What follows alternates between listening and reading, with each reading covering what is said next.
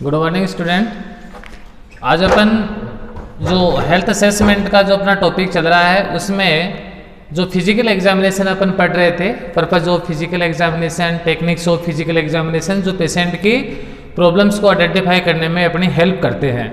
आज अपन जो physical examination tray बहुत इंपॉर्टेंट है, ये भी अपने जो अपन फील्ड में जब जाते हैं या फर्स्ट एड बॉक्स अपना जो होता है, तो अपने जो फिजिकल एग्जामिनेशन ट्रे या वार्ड के अंदर जो अपन पेशेंटों का जो फिजिकल एग्जामिनेशन करते हैं या फिटनेस के लिए जो फिजिकल एग्जामिनेशन करते हैं अपन, तो उसके लिए अपने को फिजिकल एग्जामिनेशन ट्रे का नॉलेज होना बहुत ज़रूरी है। बहुत ही इंपॉर्टेंट जो अपना ये आर्टिकल्स हैं जो फिजिकल एग्जामिनेशन के लिए ज़रूरी है। इसके बगैर अपन पेशेंट की जो अच्छे ढंग से अपन उसकी फिजिकल एग्जामिनेशन नहीं कर सकते। तो जैसे फर्स्ट एड किट, एक तो जैसे फर्स्ट एड किट होता है जिसमें फर्स्ट एड का सामान होता है। कौन कौन सा सामान फर्स्ट एड किट में होना चाहिए? एक होती है इमरजेंसी ट्रे। इमरजेंसी ट्रे जो मेडिसिन की होती है, जिसमें इमरजेंसी मेडिसिन होती हैं, तो उसके लिए भी आपको ध्यान में होना चाहिए कि इमरजेंसी ट्रे उसमें कौन कौन सी मेडिसिन होती है, कौन कौन सी इमरजेंसी मेडिसिन होती है जो इमरजेंसी के लिए अपने को ज़रूरी है। ये चीज़ अगर अपने को नॉलेज में होगा तो अपन क्या है कि इमरजेंसी यूनिट के अंदर किसी भी पेशेंट की जान बचाने में या इमरजेंसी में जो ज़रूरत की जो मेडिसिन होती है उसको अपन तुरंत अपने पास अवेलेबल हो जाएगी और अपन पेशेंट को वो लगा देंगे जिससे पेशेंट है वो खतरे से बच जाएगा।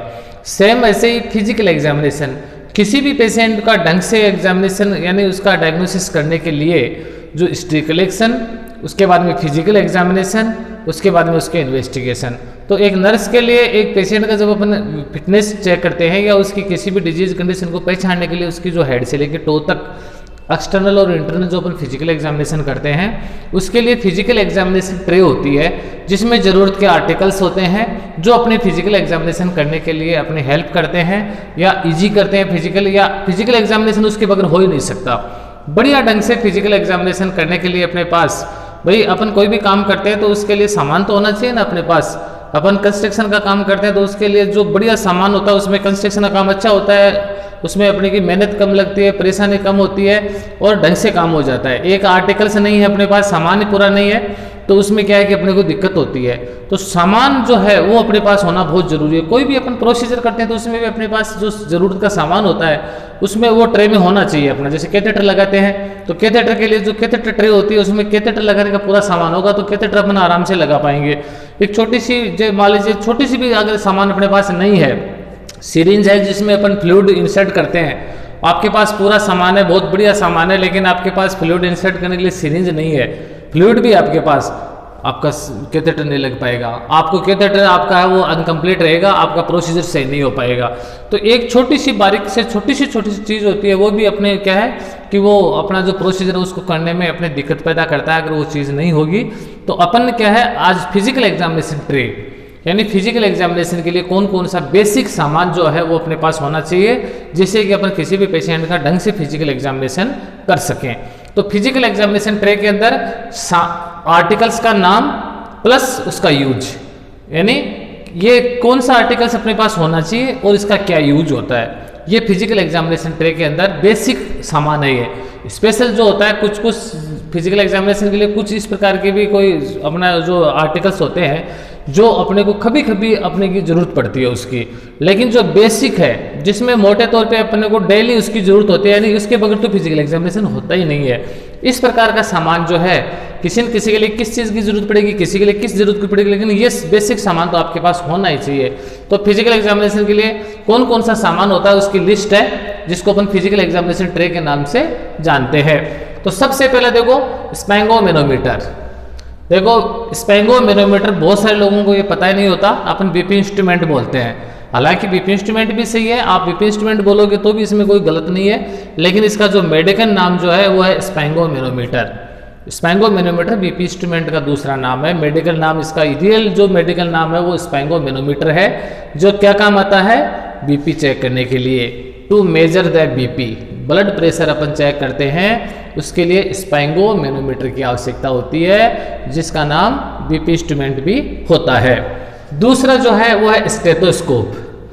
स्टेथोस्कोप जो कल भी मैंने आपको बताया था कि डॉक्टर के गले में स्टेथोस्कोप लगा हुआ होता है, उसके बगैर डॉक्टर पेशेंट को देखता ही नहीं है, तो इसका मतलब इस आर्टिकल्स का भी बहुत बड़ा महत्व है। और ये क्या महत्व है, सिर्फ साउंड सुनने के लिए काम आता है। इंटरनल अपनी बॉडी की जो साउंड होती हैं, जिसमें हार्ट साउंड है, लंग्स की साउंड है, एब्डोमेन साउंड है, हाथ की जो पेरिस्टाल्सिस मूवमेंट है, या अपने और किसी बॉडी पार्ट की इंटरनल साउंड को आपको सुनना है, और उस साउंड को सुन के उसकी पहचान अपन है वो एक डायग्नोसिस के रूप में, एक पेशेंट की प्रॉब्लम के रूप में उसको पहचान सकते हैं। तो अलग अलग साउंड सुनने के लिए, या अपन जब बीपी चेक करते हैं तो सिस्टोलिक और डायस्टोलिक बीपी को चेक करने के लिए अपने पास स्टेथोस्कोप होना जरूरी है। बिना स्टेथोस्कोप अपन सिस्टोलिक बीपी तो चेक कर लेंगे, लेकिन डायस्टोलिक बीपी जो मिनिमम प्रेशर जो है वेन्स, ब्लड के द्वारा वेन्स पे डाला गया है, आर्टरी पे डाला गया है, उसका अपने को पता नहीं चलेगा। इसलिए स्टेथोस्कोप है वो अपने फर्स्ट उसमें फिजिकल एग्जामिनेशन ट्रे के अंदर होना चाहिए। जो क्या काम आता है, जो अपनी बॉडी साउंड को सुनने के लिए, अलग अलग पार्ट की जहाँ आपको दिक्कत है, जैसे आपको खांसी जुकाम आ रही है तो अपन चेस्ट की साउंड सुनेंगे, लंग्स की साउंड सुनेंगे, हार्ट साउंड सुनेंगे। हालांकि जहाँ जहाँ दिक्कत है वो साउंड आपको अपन सुनेंगे, और उसकी जो अलग अलग नेचर की जो साउंड आती है उससे अपन उसका डायग्नोसिस करेंगे। तीसरा जो आर्टिकल्स है वो है फिटोस्कोपी। फिटोस्कोपी क्या काम आता है, to listen the FHS, to listen the FSS, foetal heart sound सुनने के लिए। प्रेगनेंसी के दौरान जो बच्चा पेट में होता है तो उसकी जो हार्ट बीट कैसी चल रही है वो फिटोस्कोपी के द्वारा अपन चेक करते हैं। तो अपन जब कोई महिला आपको दिखाने के लिए आती है तो अपने को उसकी एफएचएस, फीटल वेलबींग है या नहीं है, बच्चा सही है या नहीं है, बच्चे की हार्ट बीट सही चल रही है या नहीं चल रही, तो उसके लिए अपने को फिटोस्कोपी यानी फीटल हार्ट साउंड सुनने के लिए ये अपने पास होना चाहिए। तो ये भी एक फिजिकल एग्जामिनेशन का मेन आर्टिकल्स है कि प्रेग्नेंट महिलाओं में बच्चे की जो हार्ट साउंड या हार्ट बीट सुनने के लिए फिटोस्कोपी को अपन काम में लेते हैं। उसके बाद में है टीपीआर ट्रे, यानी टेम्परेचर, पल्स और रेस्पिरेशन चेक करने के लिए, यानी वाइटल साइन चेक करने के लिए। बीपी इंस्ट्रूमेंट से तो अपन वाइटल साइन में 4 चीज़ें आती हैं, टेम्परेचर, पल्स, रेस्पिरेशन और बीपी। तो बीपी इंस्ट्रूमेंट तो अपन बीपी इंस्ट्रूमेंट यानी स्पेंगोमीटर से ले लेते हैं, जबकि 3 चीज़ें टेम्परेचर, पल्स और रेस्पिरेशन, इसलिए इसका नाम लिख दिया TPR tray. Temperature thermometer, pulse oximeter, respiration check करने के लिए अपने पास क्या होना चाहिए, ये टीपीआर ट्रे अपने पास होनी चाहिए, यानी थर्मोमीटर और पल्स ऑक्सीमीटर अपने पास होना चाहिए। जो क्या काम आता है, to assess the vital sign, vital sign check करने के लिए, टेम्परेचर, पल्स और रेस्पिरेशन चेक करने के लिए अपने को काम में लेते हैं। उसके बाद में है टंग डिप्रेसर। टंग डिप्रेसर जो है वो क्या काम आता है, to examine the mouth and throat. Tongue depressor का मतलब जीभ को दबाने वाला, एक पत्ती सी होती है, ब्लेड होती है, जो अपन अपने मुंह का एग्जामिनेशन करते हैं। तो उसमें क्या किया, ये जीभ बीच में आ जाती है, या उसको अपन ढंग से मुंह का एग्जामिनेशन नहीं कर पाते हैं। मुंह खोलो, पेशेंट मुंह खोलेगा तो पेशेंट की जो ये टंग है वो बीच में आएगी, जिससे ओरल केविटी अपने गले का एग्जामिनेशन नहीं हो पाएगा। इसलिए पेशेंट को मुंह खुला कर अपन टंग डिप्रेशन ब्लेड, एक स्टील की ब्लेड होती है, उससे अपन उसको दबा लेते हैं। दबा से फिर आराम से टॉर्च से है वो अपन गले का या अपन ओरल केविटी का अंदर का जो एग्जामिनेशन या कोई मेडिसिन अप्लाई करनी है या कुछ कोई इंस्ट्रूमेंट डालना है तो वो आराम से अपन उसमें डाल सकते हैं। इसलिए टंग डिप्रेशन ब्लेड है वो ओरल माउथ का एग्जामिनेशन और गले का एग्जामिनेशन करने में अपनी हेल्प करती है। एक छोटा सा इंस्ट्रूमेंट है लेकिन बहुत जरूरी इंस्ट्रूमेंट है ये। उसके बाद में है laryngoscopy, to examine the larynx. Laryngoscopy जैसे अपन वो ट्यूब डालते हैं वेंटिलेटर पे, जब पेशेंट को अपन रखते हैं तो उसमें जो ऑक्सीजनेशन ट्यूब जो डालते हैं या जो लैरिंग्स का एग्जामिनेशन करते हैं यानी गले का इंटरनल जो एग्जामिनेशन करते हैं वो लैरिंगोस्कोपी के द्वारा किया जाता है। तो इसलिए लैरिंगोस्कोपी है वो थ्रोट का एग्जामिनेशन करने के लिए, और जो अपन इंक्यूबेशन जो अपन जो ट्यूब डालते हैं जो उसमें वेंटिलेटर पे रखते हैं तो उसको डालने के लिए अपने लिए जरूरी होता है। तो लैरिंगोस्कोपी है वो लैरिंग्स का एग्जामिनेशन करने के लिए अपने को चाहिए। उसके बाद में है टेप मेजर्स। टेप मेजर्स फीता जो हाइट और वेट नापने के लिए, हाइट और जो अपना चेस्ट नापने के लिए, चेस्ट सर्कमस्टेंस, हाइट या हेड सर्कमस्टेंस या बाजू की चौड़ाई जो अपन जो मोटाई नापते हैं इसको नापने के लिए यानी नाप तोल करने के लिए हाइट है, चेस्ट सर्कमस्टेंस है, हेड सर्कमस्टेंस है, ये इसको चेक करने के लिए अपने पास टेप मेजर फीता होना चाहिए। जिससे क्या होता है कि हाइट कितनी है, जैसे बच्चों की ग्रोथ रेट अपन चेक करते हैं तो उसमें हाइट अपन हर बार नापते हैं उसकी, तो हाइट को नापने के लिए, चेस्ट को नापने के लिए, हेड सर्कमस्टेंस यानी हेड की चौड़ाई कितनी है उसको नापने के लिए, बाजू की मोटाई नापने के लिए अपने पास से टेप मेजर यानी फीता अपने पास होना चाहिए। उसके बाद में है flash light. Flash light to visual the body parts. Flash light torch. Flash light क्या होती है? टॉर्च। देखो टॉर्च अपने पास फिजिकल एग्जामिनेशन ट्रे में होना बहुत जरूरी है। मान लीजिए कोई पेशेंट है आपका, शाम के टाइम आया, रोशनी नहीं है, नेचुरल मतलब वो जो अपने लाइट नहीं है, तो उसका हालांकि हो सके वहाँ तक अपने को नेचुरल लाइट से एग्जामिनेशन करना है। दिन के समय में अगर सूर्य की रोशनी में जो अपन एग्जामिनेशन करेंगे वो सबसे बेस्ट एग्जामिनेशन होगा, क्योंकि नेचुरल लाइट में जो अपनी बॉडी का नेचुरल कलर और नेचुरल जो है आराम से आपको दिखाई देगा। लेकिन अगर कोई अंधेरा है या आपको कोई किसी बॉडी पार्ट को आराम से बारीकी से चेक करना, जैसे अपन आई को चेक करते हैं, रोशनी थोड़ी कम है, तो उस समय अपनी बॉडी पार्ट्स को, अलग अलग बॉडी पार्ट्स को चेक करने के लिए, जैसे ईयर का एग्जामिनेशन करना है तो अब नेचुरल लाइट अंदर तक नहीं जा रही है तो अपन टॉर्च से उसको आराम से अंदर तक अपन देखते हैं। आंख का एग्जामिनेशन करते हैं, नोस्ट्रिल का एग्जामिनेशन करते हैं, और किसी बॉडी पार्ट्स का जैसे ओरल कैविटी का एग्जामिनेशन करते हैं, तो लाइट होना बहुत जरूरी है। तो अपने पास फ्लैश लाइट है यानी अच्छी रोशनी वाली लाइट, और वो भी कलर्ड वाली लाइट नहीं, एकदम वाइट रोशनी वाली लाइट होनी चाहिए। कलर्ड लाइट है वो क्या है, अपने बॉडी एग्जामिनेशन करने में काम नहीं आती, क्योंकि मान लीजिए आपकी पीले कलर की लाइट है, आप तो बॉडी की पूरी बॉडी पीली दिखाई देगी उसकी, तो आप बोलेंगे पीलिया हो गया। नीले कलर की या ब्लू कलर की लाइट है, पूरी बॉडी ब्लू हो जाएगी, आप बोलेंगे ऑक्सीजन की कमी होगी। इसलिए एकदम से नेचुरल लाइट वाली लाइट होनी चाहिए, यानी एकदम जो है वो कलर्ड लाइट न होके और वाइट जो रोशनी देती है वो लाइट अपने पास होनी चाहिए। तो अपने पास फ्लैश लाइट होनी चाहिए। उसके बाद में है वेटिंग मशीन। वेटिंग मशीन क्या काम आती है?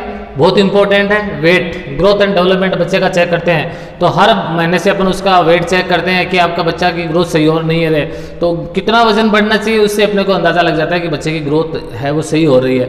वैसे भी किसी व्यक्ति का वजन, जैसे प्रेग्नेंट महिला का वजन चेक करते हैं, या कोई जैसे मालन्यूरिश्ड बच्चा है या कोई एडल्ट है उसका वजन चेक करते हैं, तो उसका वजन से अपने को उसकी हेल्थ कंडीशन का पता चल जाता है। तो वेट मशीन है वो अपने पास एग्जामिनेशन ट्रे में होनी चाहिए, ताकि अपन उसका वेट चेक करके उसकी वास्तविक हेल्थ कंडीशन का पता लगा सके।